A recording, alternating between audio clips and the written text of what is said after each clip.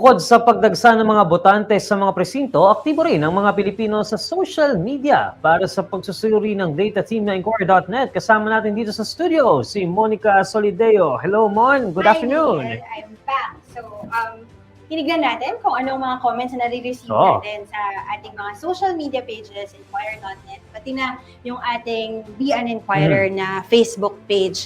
And just to provide context, makita natin ano ba yung volume, 'di ba? Puro ba ganito lang, ganyan lang. We try to categorize and contextualize those comments that we're receiving. At ito, nakikita natin, based on the numbers, malaki pa rin ang conversations on social media and comments of social media users promoting certain candidates, compelling yung mga, asking yung mga social media users or mga people generally online and on social and on Facebook to vote for certain candidates. As in, they're dropping names. They're also not just asking them to vote for these candidates, but also strongly asking people to reject specific politicians. Kasama ba dito, Mon, yung mga kita ko kanina, nagsuscroll ako dito sa social media, no? Yung may mga picture. Kasama ba yon sa mga Yes. vote, don't vote natin na classification? Anong photos yan? Mga photos ng candidates na vote din to. Kasama yan. So, we're posting news about the candidates na going to their precincts and voting. May mga comments doon. Doon sila nagko-comment na parang, I will not vote for you, sir, ma'am, ganyan. Parang 0 vote for this lineup or for this particular person. So, dyan yun, pumapasok sa ating vote, don't vote category. And then next to that, we're also seeing relatively higher comments with regard to the election practice in the Philippines na parang may mga nag-aabutan di umano on the ground na ito na daw yung time ng kapangan na nag-o-offer ng ganitong certain amount of money para iboto sila. So, hindi lang ito national mayroon ding mga lokal na lokal na mga kandidato na maaring nagbe-benefit or dito sa mga ganitong practice. Mon, balikan ko yung sa vote, don't vote, and siguro touching on the election in general na rin ito, no? Kasi di ba, ang COMELEC, technically bawal na yung pangangampanya, di ba? Pero it doesn't really cover social media. Walang malinaw na guidelines when it comes to social media, no? So siguro, this election would show na patuloy pa rin yung pangangampanya sa social media kahit bawal na. Yeah, they're posting. Let's remember na they're also posting in their private capacity as voters, as citizens, diba, of the country. So, I think, yun, siguro kailangan ng conversation about it na, kasi, nabanggit natin kanina, diba, parang social media is already a legitimate campaign platform for the candidates, and not just for the candidates, but for certain issues. So, if parang based on the guidelines na bawal na mangampanya sa araw ng eleksyon, pero ganito ang conversation sa social media, paano ba yan? Paano ba natin i-gauge yan since private citizens sila? Banggitin ko lang din, since bumalik tayo dun sa vote, don't vote, hindi lang mga kandidato, hindi lang pangalan ng mga kandidato ang nililista nila, pati mga issues kung saan nakakabit itong mga kandidato na to. Specifically, they're saying they're not gonna vote for politicians who are pro China? Not necessarily mentioning names, but mentioning issues. Yes, mentioning issues who are part of political dynasties and merong mga talagang galit at very strongly saying that they're not gonna vote for showbiz turned politicians. Very interesting. Yes. Maliban dyan, meron din tayong voter education comments na nakikita sa ating mga pages telling people na every election na lang natatalo si Wisely, di ba? Parang we're always saying, vote wisely, pero hindi na siya nanalo. Hindi na siya nanalo si Wisely forever. Ayan, ganyan ang mga usapan sa ating social media pages. Meron din tayong precinct issues. Kung nakikita mo, medyo maliit lang siya, but there are comments na sinasabi, and may pruweba sila kasi some are posting photos, as we would also show later, na parang yung iba kakarating lang nila, mahaba na agad yung pila. Yung iba naman, parang nakikita nila, nasa first floor pa lang yung simula ng pila, pero nasa second or third floor pa yung kanilang mga presinto. Meron namang mga tungkol sa voting machines na parang 12, sigurado sila na 12 naman ang kanilang binoto ng mga senador, pero pag nung tinry na i-feed dun sa machine ay overvote at hindi tinanggap.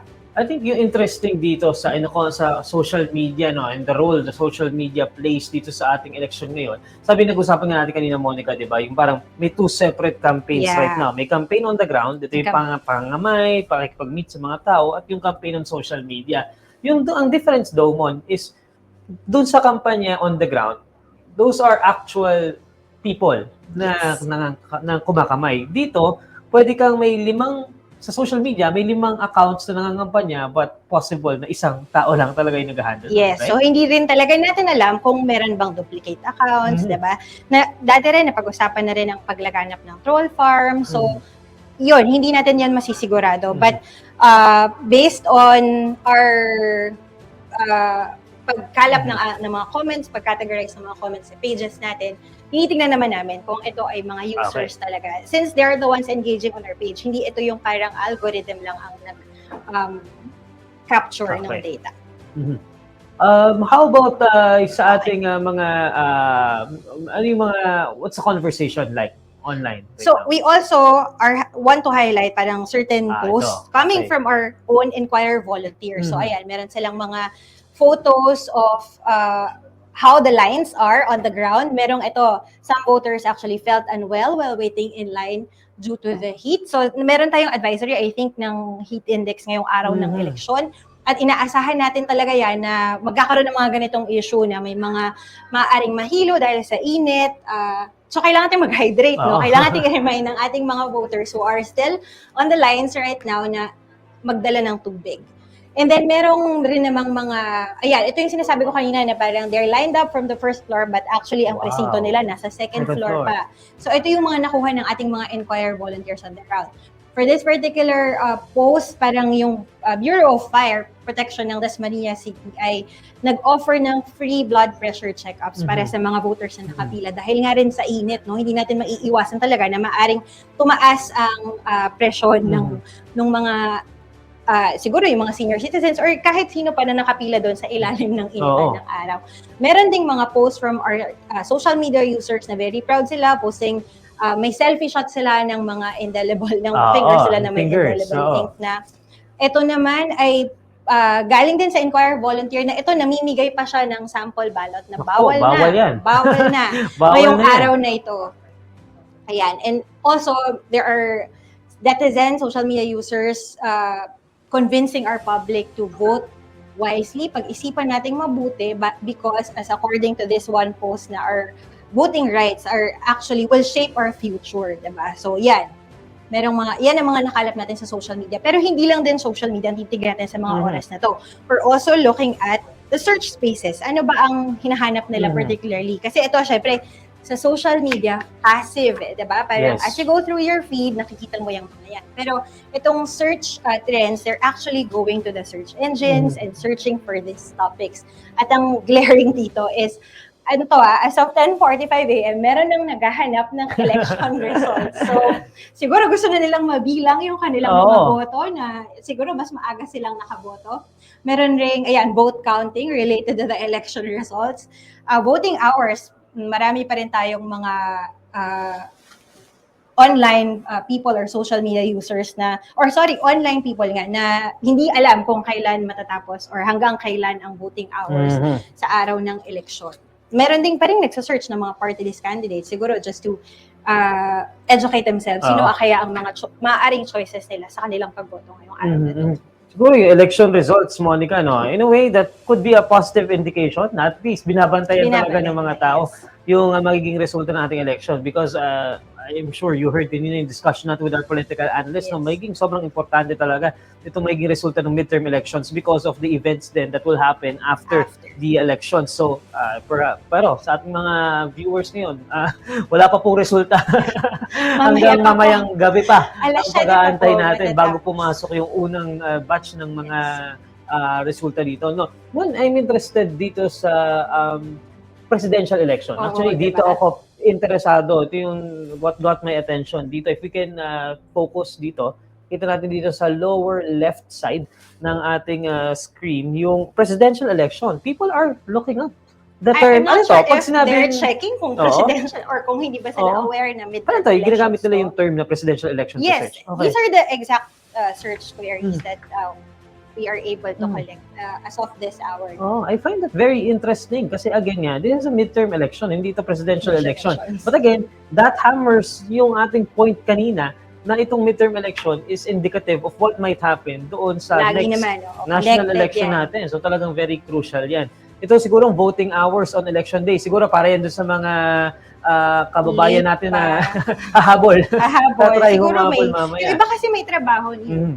So, Mhm. kahit na legal, regular holiday, I mean, holiday naman ngayong araw na ito. But yun nga, siguro kaya nila inaalam kung hanggang anong oras kaya sila pwedeng bumoto. And then the party list candidates, perhaps meron tayong mga kababayan na last minute nagtatry pa mag-research, no? Yes. Kung sino yung party list na closest sa kanilang vision. So Monica, what is the message here? Dito, when we look at the social media trends, also the online trends, and then we look at the social media conversations happening, what's the message here? That there's an active participation coming from our voters who are online, diba? They're searching, they're posting, they're sharing their what they think people should do on this day, na election day. So it's good, as you said, sabi rin ng ating political analyst na this yung active participation na nakita natin is very good for our democracy. So very positive naman so far. Babalik ako mamaya for other we'll do another social scan. So, we're thinking magbabago kasi yan pagdating ng hapon, baka mas malaki na yung search for election results. Halos ano na yan, halos buong blue na square na yan na election results. Kaya Monica, we will need your help pa later in the afternoon. We hope na you can still be here and join us in the conversation. Maraming salamat, Monica Solideo, ang ating data head dito sa Inquirer.com.